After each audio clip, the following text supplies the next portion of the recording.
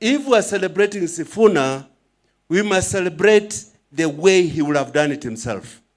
That you do not tolerate deviated leadership.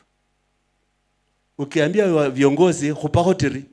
We fought for the liberation of this country. We cannot be cowed today to look the other way when the gains that were made from that struggle are being subverted by opportunists who don't know what government is all about.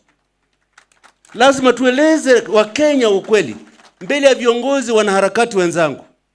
We did not fight for liberation of Kenya.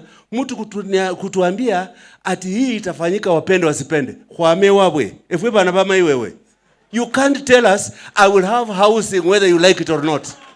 You don't own this country. We fought to stop that kind of primitive politics from permeating the public conscience of this country. Mukisherekea Sifuna lazima msherekee ukweli. Kwamba you cannot take up petroleum because of global prices. And when global prices come down, you keep prices up with a token reduction. We are not fools. Museme ukweli, we are not fools.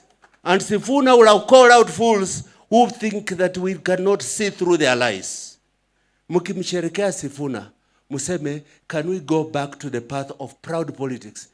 Oh, manyora kijana kamolanga. Alifuba na burobe. Komenya kumafu. Luka ne kulia bitete bizine ne kukona. Uhomango nange wo.